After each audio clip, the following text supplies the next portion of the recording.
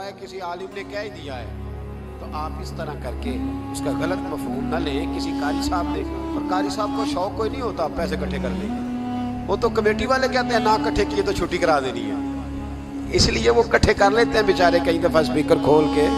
تو اب وہ جو سن رہا ہے اس کا بھی پریشر بڑا ہوا ہے, کہتا ہے ساؤنڈ نہیں دیتا پہ بہن. تو بارک اللہ فی اہلک و مالک, اللہ تیرے اہل میں بھی برکت کرے, اللہ تیرے مال میں بھی. یعنی جب بھی تمہیں کوئی ہدیہ دے تو اس کے مال کے لیے بھی دعا کرو اور اس کی اولاد کے لیے بھی دعا کرو. یہ حضور نے ہمیں سکھایا. قرض ایک صحابی پہ بڑا چڑھ گیا تو حضرت عبداللہ ابن مسعود سے کہنے لگے قرضہ بڑا چڑھ گیا. فرمانے لگے تمہیں وہ دعا نہ سکھاؤں جو ہمیں نبی پاک نے سکھائی ہے. فرمایا اگر تمہارے اوپر پہاڑ کے برابر بھی قرضہ ہوگا تو اللہ تمہارے قرضے کا بندوبست فرما دے گا. اور مسئلہ یہ ہے دعائیں یاد کرنی پڑتی ہیں اور پڑھنی پڑتی ہیں. یاد کرنی پڑتی ہیں اور ہم ہیں تعویذ پہ لگے ہوئے, کچھ لکھ کے دے دیں تاکہ باندھ لوں. دعا سکھائی نبی پاک نے کیا فرمایا, اللہم اکفنی بحلالک عن حرامک واغننی بفضلک عمن سواک. فرمایا یہ دعا مانگا کرو, اے اللہ مجھے کفایت کرنے والا رزق عطا فرما اور مجھے حرام سے بچا, اور مجھے اپنے فضل کے ساتھ دوسروں سے بے نیاز کر دے. یعنی اس کا سادہ ترجمہ یہ ہے کہ اللہ بندوں کا محتاج نہ کرے, مجھے اپنا محتاج. فرمایا یہ دعا پڑھو ادائے قرض کے لیے, ادائے قرض کے لیے یہ دعا پڑھو. اللہ تبارک و تعالی پہاڑ کے برابر بھی قرضہ ہوگا تو تمہیں اللہ اس سے نجات عطا کر دے گا. نبی پاک صلی اللہ تعالی علیہ وسلم نے ایک حدیث میں غصے کی دعا بھی بتائی ہے. ویسے میرے خیال میں لوگوں کو غصہ نہیں آتا, آج کل غصہ نہیں آتا, لوگوں میں تکبر آ گیا ہے. اپنے سے چھوٹے پہ غصہ آتا ہے, اپنے سے تگڑے پہ کیوں نہیں آتا. جس آدمی نے گلی پہ خیرات مانگنے والے پہ غصہ کیا وہ ایس ایچ او صاحب پہ کیوں نہیں کرتا. غصہ تو غصہ ہے نا, سب پہ ہونا چاہیے, لیکن بڑا سمجھدار غصہ ہے. غریب آدمی کو دیکھ کے غصہ آتا ہے, امیر آتا ہے تو غصہ نکل جاتا ہے. تو میں تو کہتا ہوں لوگوں کو غصہ, اگر تجھے غصہ آتا ہے تو مار دیوار کے ساتھ ٹکر تیرے غصے کی سمجھ آئے. یہ کس قسم کا غصہ ہے جو غریب پہ ہی ہاتھ اٹھا رہا ہے. تو خدا را خیال فرما, غریبوں کے حق میں بڑا غصہ, مجبوروں کے حق میں بڑا غصہ, ماتحتوں پر. اور اگر چودھری صاحب آ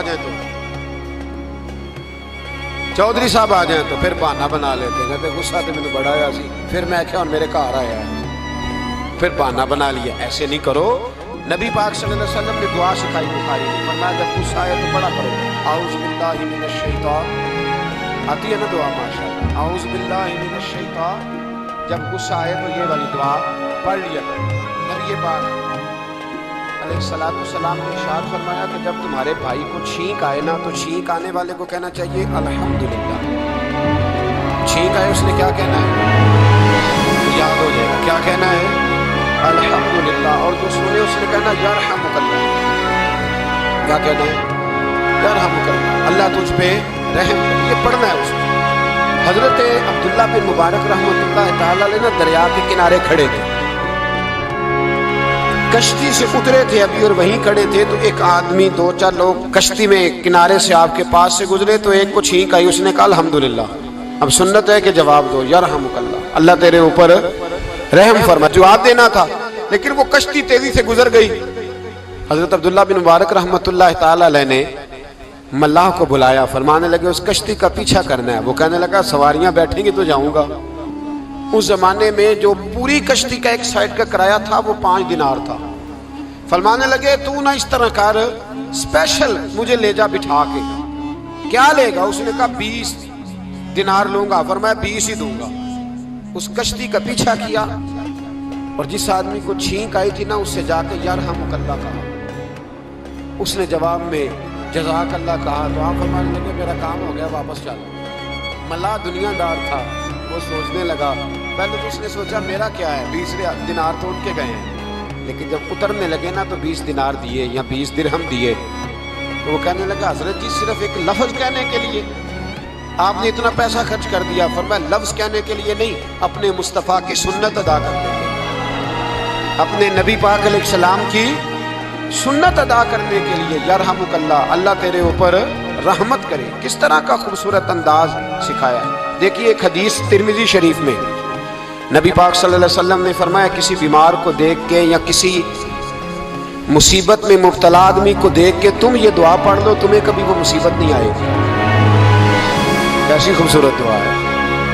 کسی مصیبت زدہ کو بیمار کو دیکھ کے پڑھو، تمہیں کبھی وہ مصیبت الحمدللہ الذی عافانی مما ابتلاک بہ وفضلنی علی کثیر ممن خلق تفضیلا۔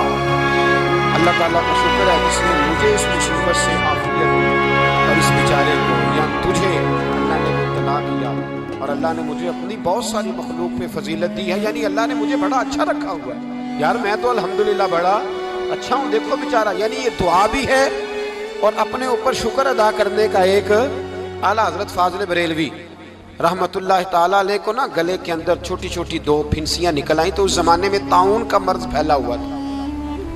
ایک بڑے قابل حکیم کو لایا گیا، انہوں نے چیک کر کے کہا آپ کو تو طاعون ہو گیا ہے، فرمانے لگے چل دوڑ جا، مجھے طاعون نہیں ہو۔ اس نے کہا جناب یہ گلے پہ بنا ہوا ہے اور سب کو پتہ ہے آج کل پھیلا ہوا۔ فرمایا سب کو ہو سکتا ہے، مجھے نہیں ہو سکتا۔ کیوں؟ فرمانے لگے ایک بندے کو طاعون ہوا تھا تو میں نے اسے دیکھ کے وہ دعا پڑھ لی تھی جو نبی پاک نے بتائی ہے، لہذا حضور کا فرمان ہے تو مجھے ہر بیماری آ سکتی ہے پر یہ بیماری آ سکتی۔ وہ شخص کہنے لگا جی منہ میں بھی گلٹیاں چلی گئی ہیں، کھول نہیں رہا، کیا ہوگا؟ اعلیٰ حضرت نے کالی مرچ منگوائی، اسے پیس کے زبان کے نیچے رکھا تو ساری بیماری دور ہو گئی۔ فرمانے لگے بلاؤ نہ ذرا اس حکیم کو جو کہتا تھا طاعون ہو گیا ہے، وہ تو صحیح ہوتا ہی نہیں اتنی جلدی۔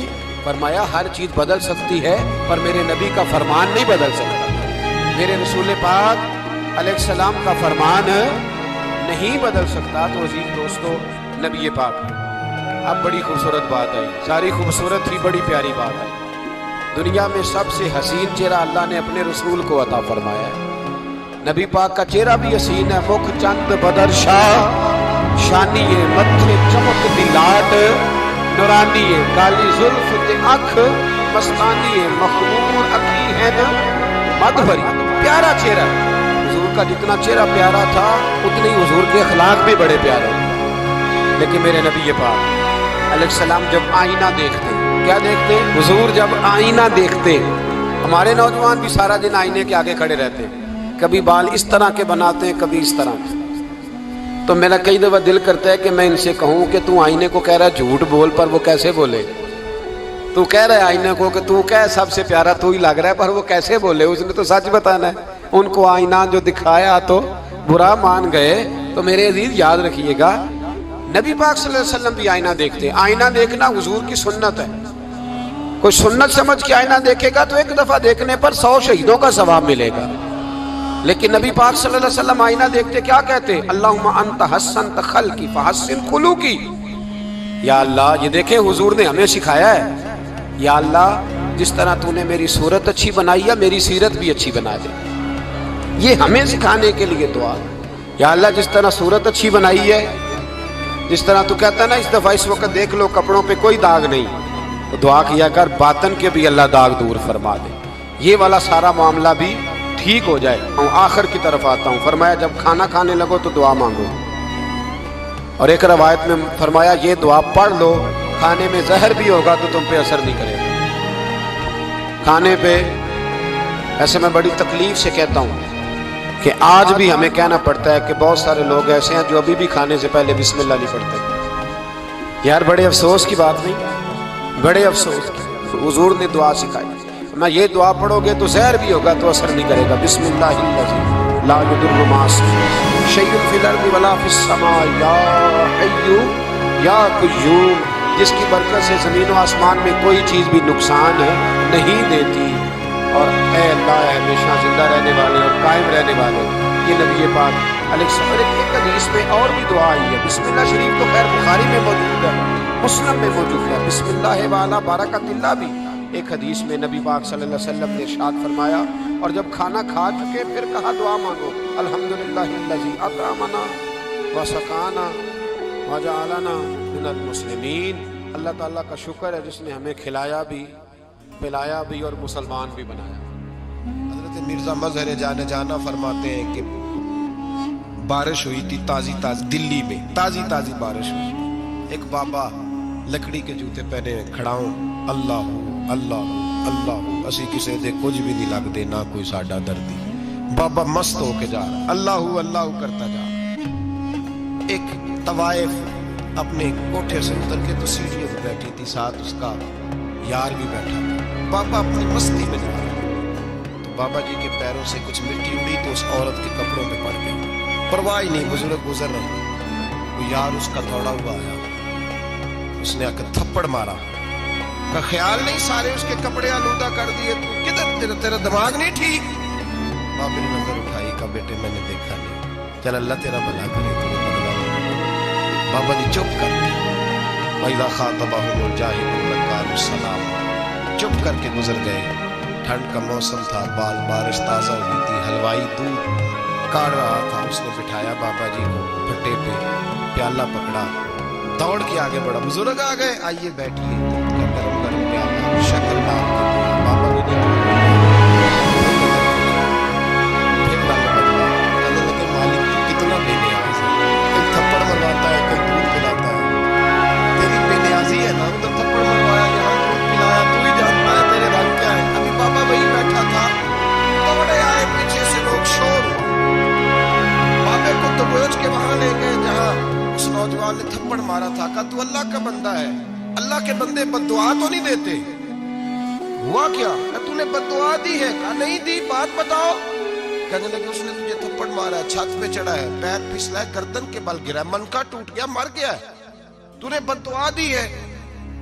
बाबा जी कहने लगे यार मैंने तो दूसरा लफ्ज भी नहीं कहा, भला हो कह के गुजरा हूं, मैंने नहीं बद्दुआ दी।